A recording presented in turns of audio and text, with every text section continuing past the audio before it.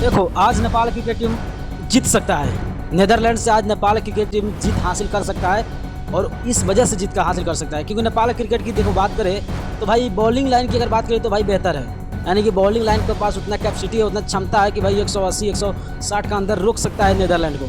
मगर देखो कहाँ गलती हो रहा है, सबसे पहले बड़ा गलती हो रहा है वहाँ पे जहाँ टॉप ऑर्डर बैट्समैन की बात करें, क्योंकि टॉप ऑर्डर बैट्समैन को भाई कम से कम एक बैट्समैन को 50 की पारी खेलना चाहिए।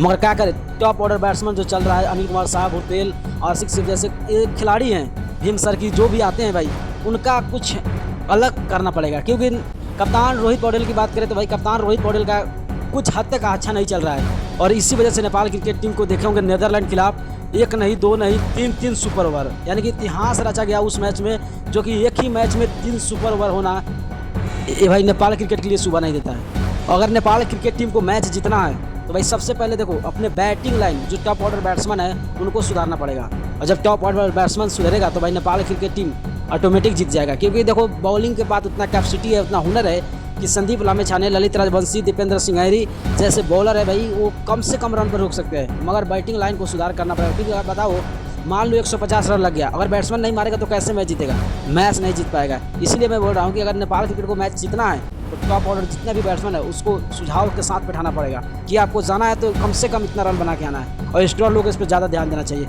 आप लोगों को क्या लगता है किस वजह से नेपाल क्रिकेट टीम में मैच जीतेगा या चाहे किस वजह से नेपाल क्रिकेट टीम में मैच हारेगा? अपना राय कमेंट में जरूर कमेंट कीजिएगा। अगर नहीं हो तो चैनल को सब्सक्राइब करते हुए वीडियो को शेयर करके पेज को फॉलो जरूर कीजिएगा।